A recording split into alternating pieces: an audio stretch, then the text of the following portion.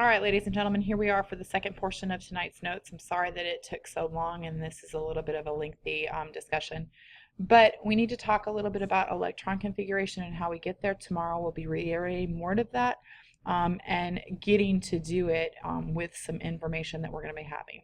So first of all, diagonal rule. Diagonal rule is pretty important because it describes how things are in order of energy from lowest to highest. So you have to be able to write it because you have to be able to remember it. It's actually pretty simple. If you simply write the energy levels and sublevels out that they happen, so you just write that out. Diagonal rule is just this memory device that we're going to be using to help that. So here we go. So the off-ball principle tells us that everything has to be filled from lowest possible energy to highest energy. So we'll see the off-ball principle back again because off-ball talks about specifically that everything from the lowest energy to the highest energy has to be filled first. Lowest first, highest last. Always.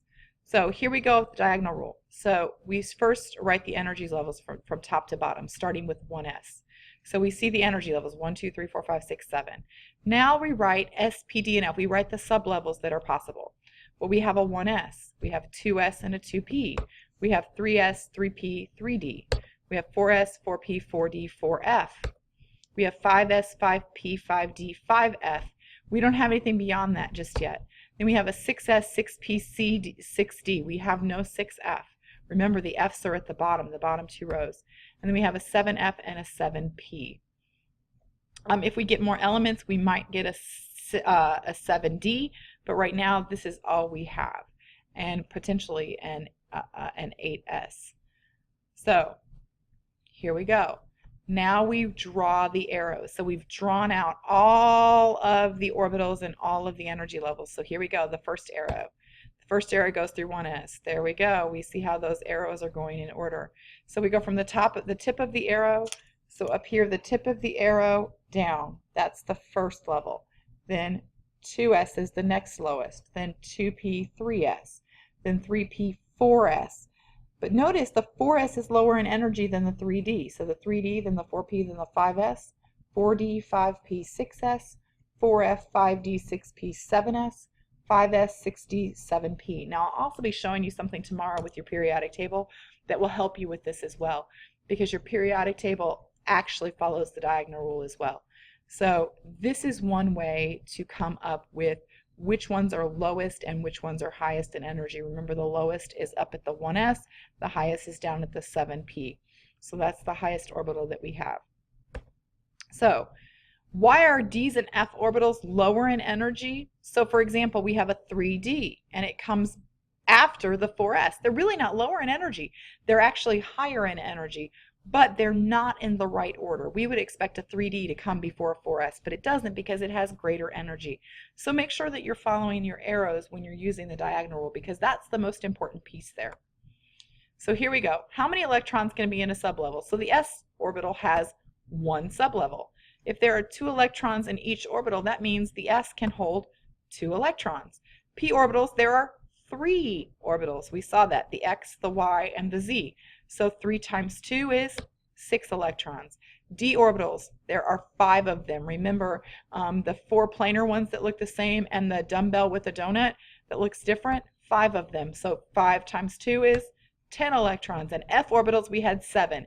6 of them look sort of normal, and then the 7th one is that double donut dumbbell thing going on there. So we have 7 orbitals. 7 times 2 is 14 electrons. Well, if we look at the periodic table, we can see something. Notice the S. Well, look there, there's the S. How many elements? There are 2 elements making up 2 electrons. The P, we look at the P. Notice the P has 1, 2, 3, 4. So this is 1, 2, 3, 4, 5, 6 elements. 6 electrons. D, let's count that out. There's 1, 2, 3, 4, 5, 6, 7, 8, 9, 10 electrons. That's pretty awesome, huh? And then F is right here. We have, start with the lanthanide. The luteum is actually belongs up here. So these two right here, these 2 elements actually, no, I'm sorry. I didn't mean to move the F or to move me at all. Okay, these actually belong right here. So lanthanum is the first of it. It's 1, 2, 3, 4, 5, 6, 7, 8, 9, 10, 11, 12, 13, 14. And notice it has 14 elements and 14 electrons. So that's pretty interesting. So, OMG, oh my goodness, the periodic table tells you everything. So really the periodic table is really important to understanding this. Okay? So orbitals in the periodic table. Now I do want you to remember the d orbitals are different. When we figure the d orbitals, it's the period number minus 1 is their n. So this is period 4, but we take the period number minus 1 and we get that that's a 3d. This is period 5, so that's a 4d. Now the f orbitals are your period number minus 2. Minus 2. So this belongs in the 6th orbital. Minus 2, 6 minus 2 is 4f, 5f. So that's how we kind of think about that designation, and you'll get more used to it. Okay, orbitals grouped S, P, D, and F. Oh, this is where they come from. Sharp, proximal, diffuse, and fundamental. I don't know where those words came from, but that's where the S, P, D, and F come from. Okay, so electron configurations. It's pretty simple. We count all of the electrons in an atom. So we simply count the electrons. We know the number of electrons in an atom is equal to the number of protons, so the atomic number tells us that. Then we have to use the Aufbau principle, meaning we have to go from lowest energy field first to highest energy. Okay, Aufbau principle has to be used next. And then finally, 2 electrons go in each orbital, maximum. We can't put any more in. And remember, 1 is supposed to spin up, 1 is supposed to spin down. So that's the 4th thing. We probably need to add a 4th one right here. 4th one is 1 spins up and the other spins down. So we're using an arrow up and an arrow down to represent the spin so that we can distinguish between the two. So here we go. This is a checky sheet. Now you notice that there are some things missing on the checky sheet, but that's okay. You'll get a complete checky sheet tomorrow that you'll be able to use. So here we go. We're going to do carbon. Carbon we know has 6 protons and 6 electrons because it has an atomic number of 6. So we want to start adding electrons. So here we go. We add 1. Aufbau says we start with 1s, so we're starting with 1s. There's 1 electron up, 1 electron down. So that's 2 electrons down, but we still have 4 more to go. So we go to the next one.